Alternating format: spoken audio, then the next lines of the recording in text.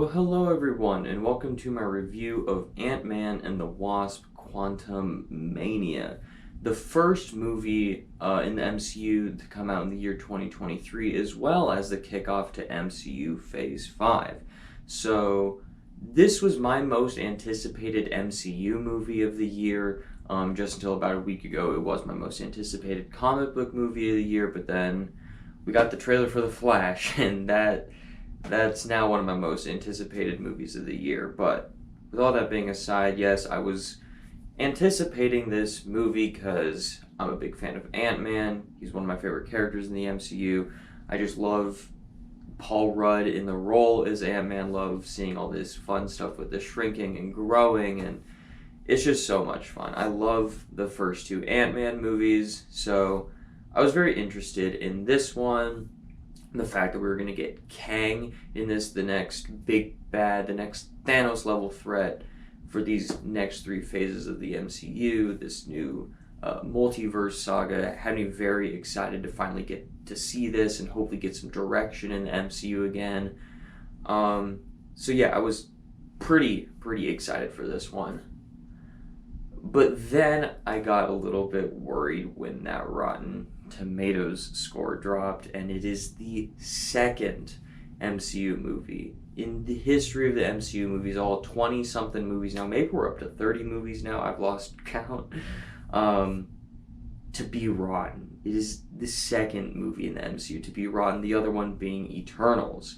So I went into the movie last night, still pretty excited for it, but a little bit more reserved on my expectations of it, based off of the Rotten Tomatoes score, that maybe this movie isn't going to be as amazing as I want it to be. So now, after seeing the movie, am I one of those people that's like, yes, this definitely deserves to be rotten on Rotten Tomatoes, this was not a good movie? Or am I someone who thinks the movie's actually pretty good and thinks that that Rotten Tomatoes score is a little bit unfair? You are about to find out. So starting right off with the positives, and I've seen this across the board in every single review I've watched or read, Kang. Kang is amazing in this movie. It establishes him as a threat from pretty much the first time you see him. You know that this dude is here to mess shit up.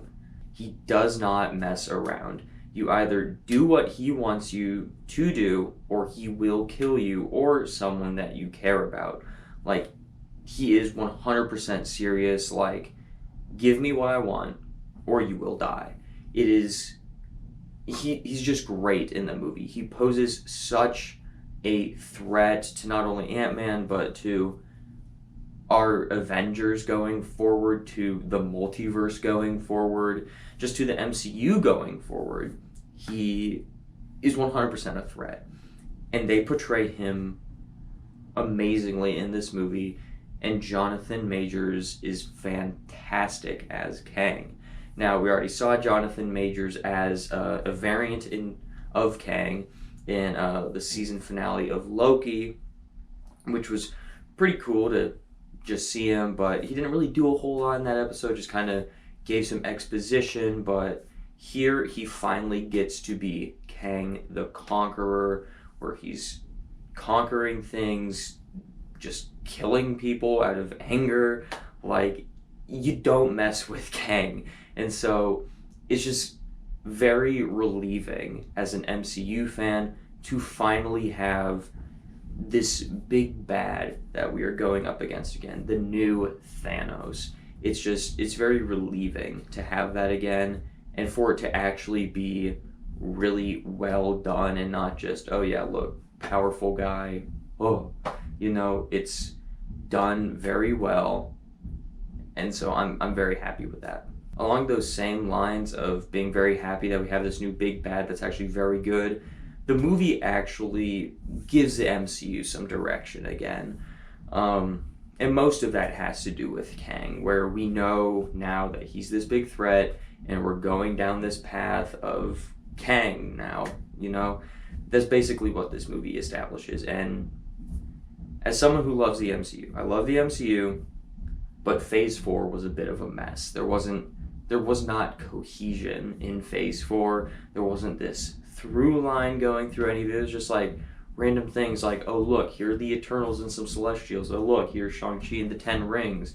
Oh look, Loki's doing stuff over there. Oh cool, look, Doctor Strange top of the multiverse. Oh cool, look, new Black Panther. It's like, Ed, how does this stuff connect? It's like, it really doesn't. But now I feel like that we have Kang introduced. Now that we've seen Ant-Man and the Wasp: Quantumania, I feel like the MCU has a sense of direction again. Where the first three phases of the MCU always felt like they had a clear direction. They were clearly building towards Infinity War and Endgame. This Phase 4 just didn't have that. But now with Phase 5, or at least, yeah, the start of Phase 5 now, it feels like we're going somewhere. We are definitely building towards Avengers Kang Dynasty and Avengers Secret Wars in a few years. So I'm very happy and very relieved that I can finally like know what's happening in the MCU, how it all connects together. It's not just random stuff occurring in the MCU anymore. So I'm just so relieved after last night, just being like, finally I know where this is headed now. And then my final positive on the movie today is going to be that I just like seeing Ant-Man. Like, I just love Paul Rudd in the role. I just love seeing Paul Rudd do his thing. He's just so effortlessly likable, just in anything he does, especially as Scott Lang and Ant-Man. I like seeing Ant-Man's powers, the growing and shrinking stuff. It's just stuff that I really enjoy. So I'm always going to get some entertainment value out of that. I'm always going to enjoy it for the most part. So yeah, no matter what, I'm going to enjoy seeing Ant-Man. And now let's move on to the mixed aspects of this film, which is going to be the sizable portion of this review, because this movie's a bit of a mixed bag for me. The first mixed bag aspect for me, probably the biggest thing, is that this movie works as an MCU setup movie, specifically a Kang setup movie, more so than an Ant-Man movie. You know, the first two Ant-Man movies were right after Avengers movies, like the biggest movies in the MCU, and they're trying to do something small with those other two ones, you know? First one, they're trying to steal something. Second one, they're trying to rescue someone from the quantum realm. Pretty small-scale stories, not half the universe dying stories, right? Not Avengers-level stuff. This one is an Avengers-level threat with Kang, obviously. It just doesn't feel like an Ant-Man movie. Some people are going to appreciate that. That just goes so weird and wild with being in the quantum realm. You get to see all these creatures and all this stuff, and it's nothing like we've seen in Ant-Man movies before. For me, I felt like the movie lost a little bit of charm with what I've come to expect from an Ant-Man movie. So that was a little bit disappointing. So it doesn't work as an Ant-Man movie. But it works as like this MCU setup movie to set up Kang and set up where we are headed in the MCU. There are two characters I'm fairly mixed on in this movie. The first one is going to be Cassie Lang, Ant-Man's daughter in the movie. She's just written very odd in the movie. I don't really know how to describe it any better. I just wasn't really a big fan of how she was written. But I enjoyed Catherine Newton's performance as Cassie. I like Catherine Newton. I think she's a pretty good actress. Love her in Freaky. That's a great horror movie if you haven't seen it. I thought she was incredible in that. She was also in the comedy Blockers, which I thought was really funny too. So she's someone that I really like seeing pop up and things, so I'm glad she's in an MCU movie now. I think she's a good actress. And I liked her as Cassie. I just didn't like how Cassie was written in this movie. I don't think it's Catherine Newton's fault. I just don't like how Cassie was written and just how her character was. And then the other character I'm mixed on is Janet. Yeah. She's just...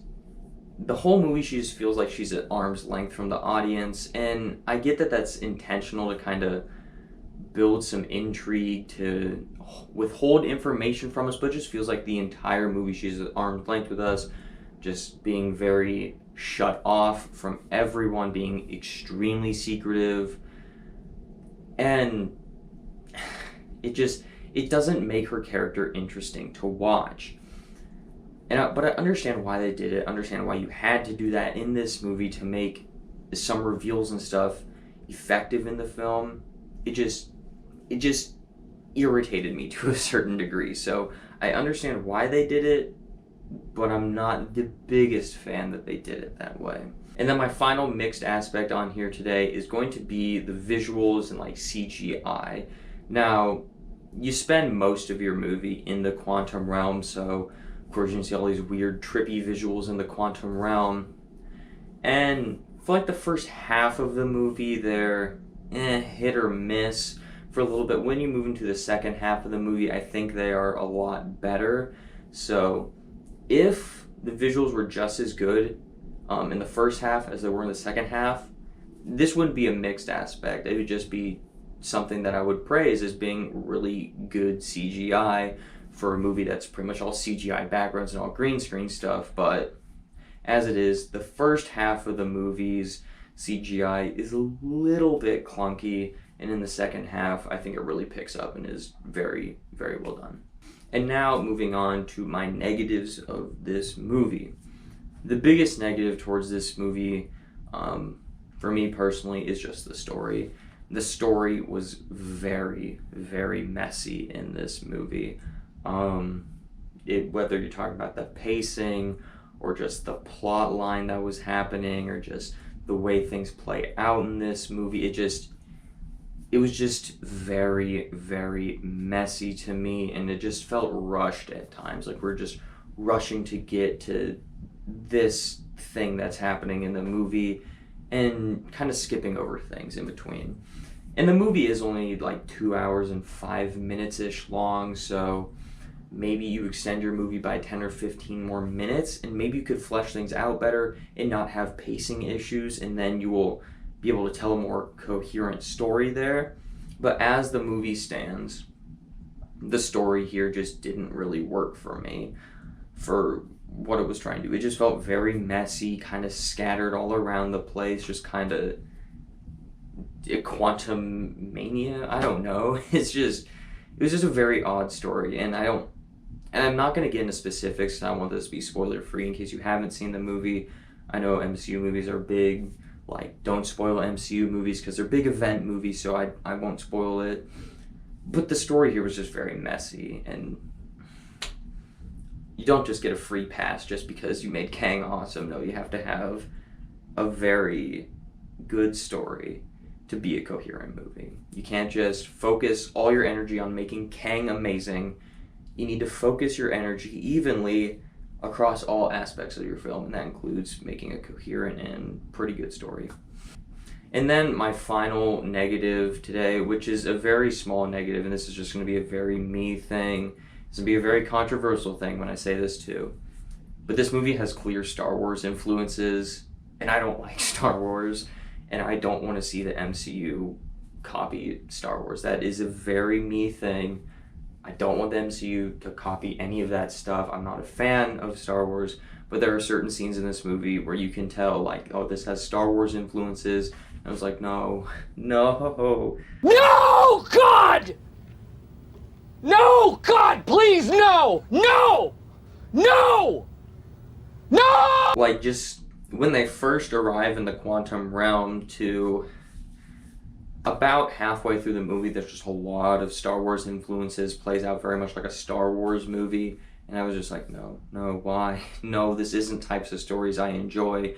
This isn't the type of thing I like seeing in movies, and I certainly don't want to see this in an MCU movie, so that is a very me thing that does not like to see that. I know that's not going to be a very popular opinion there, but I'm being 100% honest, I did not enjoy the Star Wars influences in this movie. So overall, this movie was a bit of a mixed bag for me. There are certain things that I absolutely loved, like Kang, loved that the MCU finally has direction again, but as far as the movie itself, fairly messy script, fairly messy characterizations of a few people in the movie. So overall, I'm going to have to give Ant-Man and the Wasp: Quantumania a 3 out of 5 stars. And honestly, I would only recommend this movie to MCU fans. And if you've been burnt out on the MCU, I don't think this movie's going to win you back over with another amazing superhero movie or another amazing MCU movie, but I do think it will win you back over in the sense that the MCU has direction once again. So what did you think of Ant-Man and the Wasp: Quantumania? Are you one of the people that loved this movie? Are you one of those people that hated this movie? Or are you someone like me that is just in the middle there? Go ahead and let me know your thoughts on it down below in the comment section down below. And as always, thank you so much for watching, and have a great rest of your day.